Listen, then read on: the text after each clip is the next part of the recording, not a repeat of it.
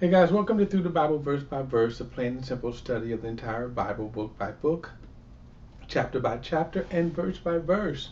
Once again, I am without a camera. Maybe good news for some of you because you don't have to look at my mug, but I am doing this voiceover style, and then, like I say, soon I will have my camera back in motion. Anyway, we are in First Kings chapter 2. And I left off with, and I'm going to jump right into it here. I left off with David's last words to Solomon, and then right after that, he passes away, he dies.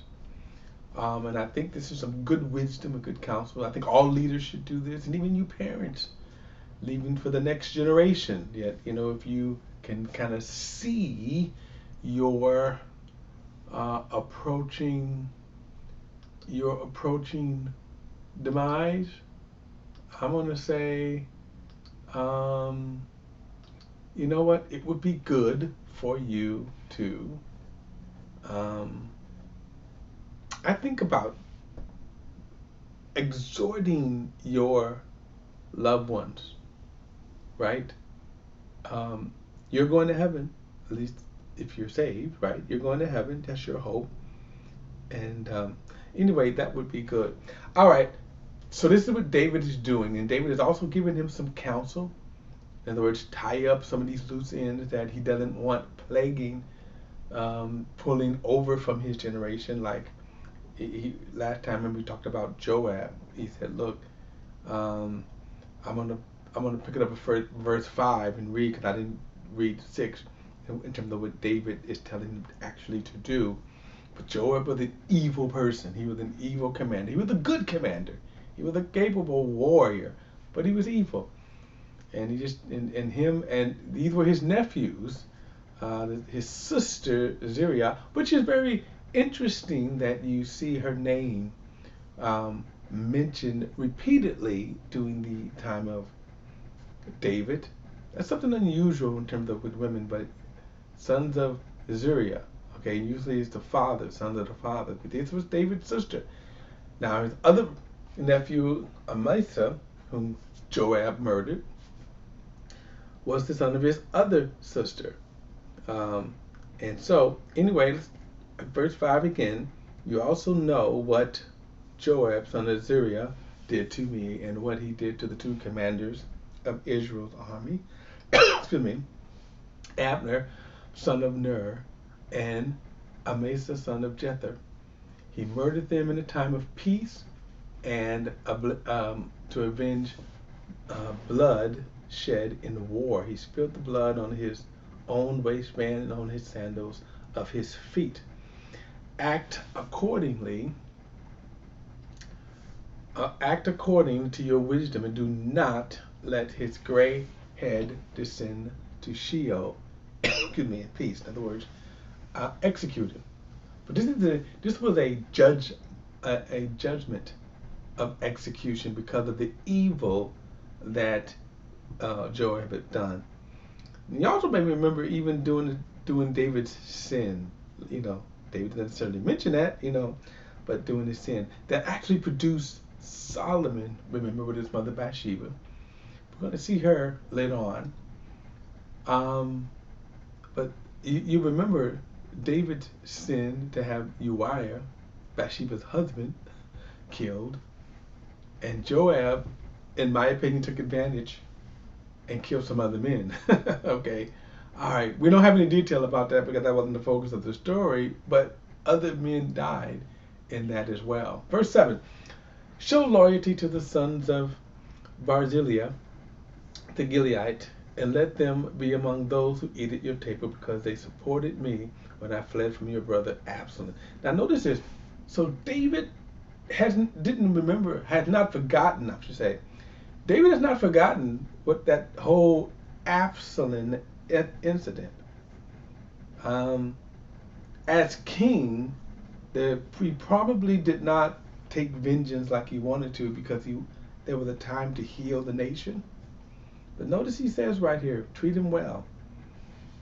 Verse 8, keep an eye on Shimei son of Gera, the Benjamite from Bahurim, who is with you.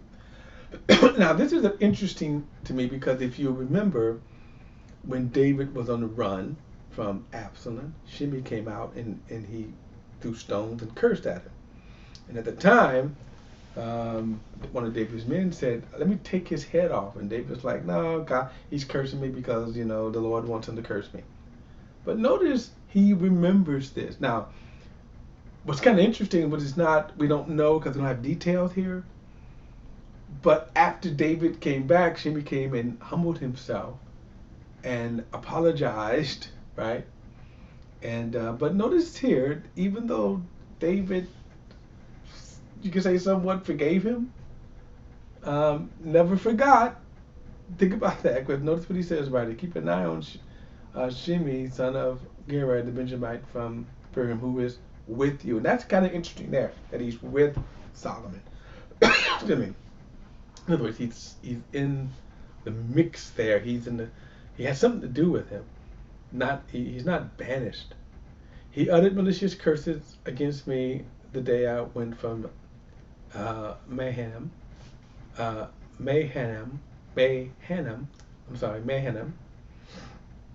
But he came down to meet me at the Jordan River, and I swore to him by the Lord, I would never kill you with the sword.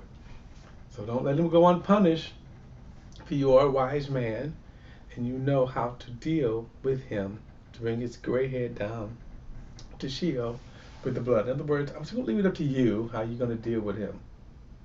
My suggestion, kill him, but hey, he did apologize, right? Interesting. Then it says, then David rested with his fathers and was buried in the city of David. And the length of David's reign over Israel was 40 years. He reigned 7 years in Hebron, 33 years in Jerusalem. And Solomon sat on the throne of his father David, and his kingship was firmly established. Now, as I said last time, Solomon's reign, his 40 years, would be in a time of peace. David was a time of war and establishing the kingdom. And Solomon's going to reap the benefits of that, but we will see how that will go. Not the best. We will see this later. But anyway, verse 13. Now, Adonijah, son of Haggith, came to Bathsheba, Solomon's mother, and she asked, "Did you come peacefully?" "Peacefully," he replied, and then asked, "May I talk with you?" "Go ahead," she answered. Now, Adonijah, remember, tried to take the kingdom when he thought David was going to die. Now, it wasn't a coup attempt, but it was simply, he certainly tried to exalt himself as king. One, against the counsel of God, and two, over against his father's permission. Verse 15. Now watch this statement here. You know the kingship was mine. Stop. Right there he's wrong. Right off the bat he's wrong. It was never his. No one ever promised it to him. No one ever said he was entitled to it. He exalted himself. And already this conversation has gone wrong. Already you can see that right there. It says, you know the kingship was mine, he said. All of Israel expected me to be king. Not true. He said, but then the kingship was turned over to my brother, for the Lord gave it to him. So he doesn't mean that, because he would have said the first statement. If God gave it to Solomon, then it was never his in the first place. So again, right here, wrong motive. Verse 16. So now I have just one request of you, and don't turn me down. She said, go on. He replied, speak to King Solomon, since he won't turn you down. Let him give me Abishag the Shunammite as a wife. Very well, Bathsheba replied, I will speak to the king for you. Now, it's unclear if Bathsheba was trying to be peaceful or kind of naive. Okay? It's still bad. This is going to turn out bad for Adonijah. Now, you remember, as I said, when there were two events that helps us to kind of understand why this is so wrong. I mentioned it last time. What got Saul's son killed, and when he instructed Adonijah, when he instructed um, uh, Solomon to execute Joab for killing Abner. Okay, um, Saul's son Ishbosheth, who had took the kingdom after the death of Saul, accused his really would have been his uncle, I think, or great uncle, Abner, of sleeping with one of his concubines. And that so enraged Abner that he said, I'm going to take the kingdom from you. I'm going to give it to David. And then there was the other thing when Absolom took, when he executed his coup. One of the things he did was he went and he slept with all of David's concubines. Okay, and that was to show people the disdain, and also that he had put away, he had conquered one of the ways he had conquered the king or previous king. And here is Adonijah attempting to do that. He won't get far, but he's attempting to do that. Verse 19, so Bathsheba went to King Solomon to speak to him about Adonijah. The king stood up to greet her, bowed to her, sat down on his throne, and had a throne placed for the king's mother. So she sat down at his right hand. Now, kind of interesting, the kind of position. Whenever someone is sitting at the right hand, this is the position of power. This is the position of authority. And we're going to see other, queen mothers, as it were, who kind of, and remember he first went to Bathsheba because he said, you kind of will influence over him. Verse 20, then she said, I have just one small request of you, and don't turn me down. Go ahead, ask. The king replied, for I won't turn you down. So she said, let Abishag, the Shunammite, be given to your brother Adonijah as wife. And the king Solomon answered his mother, why are you requesting Abishag the Shunammite for Adonijah? See, is my elder brother. Now keep that in mind. You might as well ask the kingship for him. For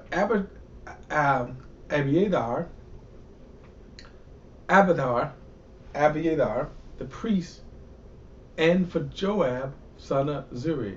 Now, notice he mentions those three, right? Because remember, they all attempted to take the throne away from Solomon. And who knows what would have happened if Adonijah had became king, but he had murdered Bathsheba and Adonijah.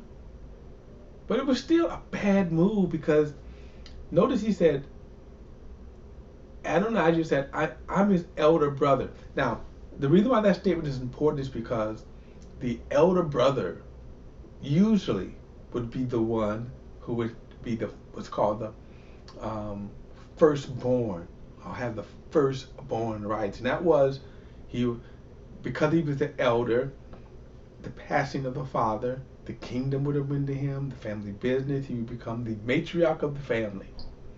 And again, this was Adonijah's slick way of trying to gain the hearts of the people. So he says, you might as well ask the kingship for him, for Abiathar and the priest, and for Joab, son of Zuri. Then Solomon took an oath by the Lord, may God punish me and do so severely if Adonijah had not made this request at the cost of his life.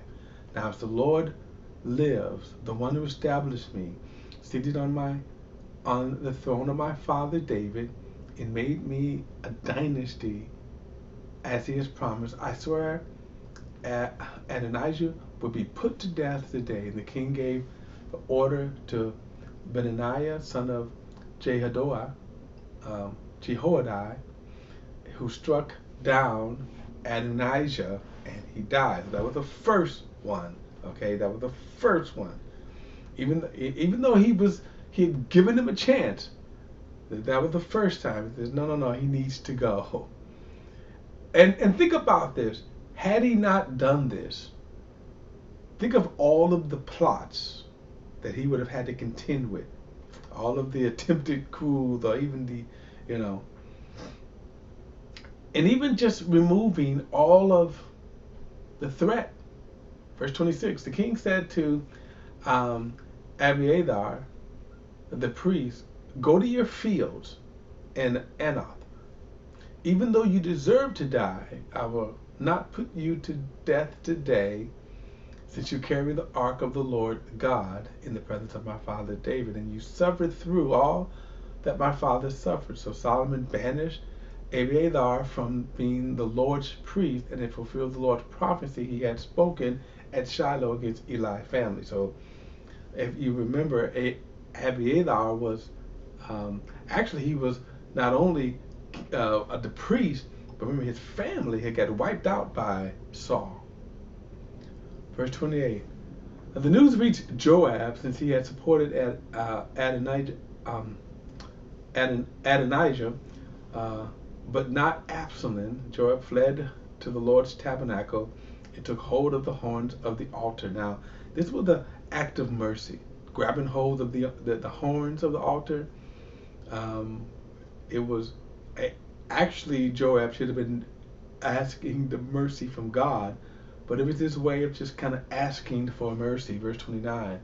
It was reported to King Solomon, Joab had fled to the Lord's tabernacle and is now beside the altar. Then Solomon sent for Benaiah, the son of Jehoiada, and told him, go and strike him down. So Benaiah went to the tabernacle and said to Joab, this is what the king says, come out. But Joab said, no, for I will die here. So Benaiah took a message back to the king. This is what Joab said, and this is how he answered me. And the king said to him, do just as he said, strike him down and bury him, in order to remove from me and from my father's house the blood of Joab shed without just cause. The Lord will bring back on his own blood and on his head, because he struck down two men more righteous and better than he, without my father David's knowledge. And with his sword Joab murdered Abner, son of Ner, commander of the Israel army, and Amasa, son of Jether, commander of Judah's army. The blood will come back on Joab's head and on the head of his descendants forever. But for David and his descendants, his dynasty, and his throne, there will be peace from the Lord forever. Benaiah, son of Jehoiada, again I messed up butchered these pronunciations here, went up, struck down Joab, and put him to death. And he was buried in the house in the wilderness. Then the king appointed Benaiah, son of Jehoiada, in Joab's place over the army, and he appointed Zodok the priest in Abiathar's place. Then the king summoned Shimei and said to him, build a house for yourself in Jerusalem and live there, but don't leave there or go out anywhere else. And on the day that you leave and cross the Kidron Valley, know for sure that you will surely die. Your blood will be upon your head. Shimei said to the king, this sentence is fair, and your servants will do as my lord the king has spoken. And Shimei lived in Jerusalem for a long time, but then at the end of 3 years, two of Shimei's slaves ran away to Achish, and son of Maacah, king of Gath. Shimei was informed, look, your servants are in Gath. So Shimei saddled up his donkey and set out to Achish,